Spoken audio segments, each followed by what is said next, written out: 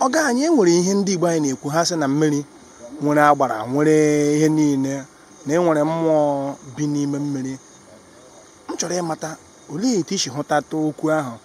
Olee onye nwe mmiri, olee onye nwe mmiri, olee onye nọ n'ime mmiri, olee onye kwesịrị ịbịa na mmiri. Mụnwa wee Eze Ezekwesiri Enyinnaya Obioha onye amụma. Okay. So onye amụma m nere that na ihe mara. So nne mmiri ka mụnwa na-agara ozi. So nne mmiri a na-ezi m ozi si m ji Owerre-Nkwọ'Ọji, ma ejigo Owerre-Nkwọ'Ọji. Owerre-Nkwọ'Ọji mee ya work instantly. Ọkwanụ mmiri ji ụba niile nọ n'ụwa nọ n'aka mmiri, akụ niile ihe nkụta nọ n'aka ala. So mmiri ji ụba Owerre-Nkwọ'Ọji, Ohia Owerre-Nkwọ'Ọji ji ụba Owerre-Nkwọ'Ọji.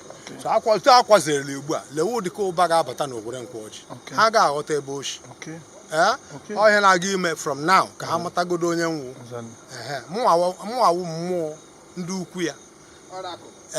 So amamghị m na-ama. So based on that, ihe ahụ mma ọfọ Owerre-Nkwọ'Ọji ka mma. So m si ala ha ozi ya mee instantly, m kwuo ka ya mee instantly. Okay? So all the ha ka ejizi. So e werele ike ya ndị ọcha zuru nyaghachikwa through this way. So you're trying to tell us that the benefits are for those who are indigenous people of No. Indigenous first and others. Okay.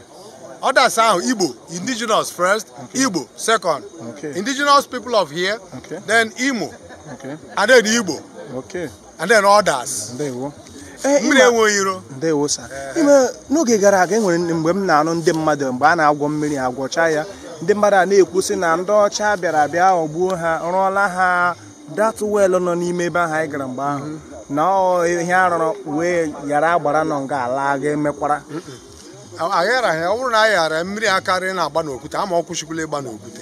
Okwute ahụ agbara. Agbara wụ agba ọra, mkpụrụ okwu abụọ, agba wụ spark, ọra wụ ọha, people. So it's the spark in the people, which is chi. Everybody nwere chi. Onye Igbo ji kpọọ nwa mụ na chi m so. Okay? So anyị nwere chi bịa nwee chi ukwu jikọtaziri chi dum ọnụ. Okay? Agbara wụ agba ọra.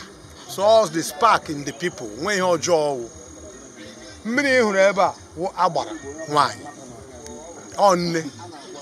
A na-akwaziri, a na-awara ya ọjị. Ana m eme ihe ọbara ma otu.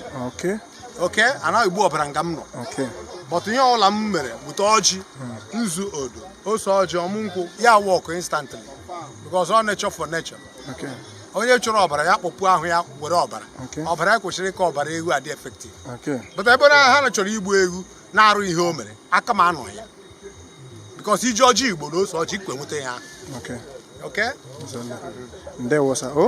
Ngwa kedu ekpere ọma ọfọma ị na-agọrọ ndị niile bịara ebe a taa bịa nọ gị ime launching and celebration of this Ohia stream? Yes, ọfọma m na-agọrọ ha wụ na ha ga-adị ndụ soro mee enjoy ihe a ha sokwenu mee taa. Ise. Ha ga-adị ndụ. Ha na akụ na ụba ga-esi n'Ọhịa apụta ga-eputu ha one by one ụkwụ ha kpara nga ata. Enweghị mmadụ na-eku ume ga-echenji ya nkwu. Okay? Onweghị onye ukwu ya kpara nga taa na-agaghị eji anya ya ahụ ụba. In one word or the other.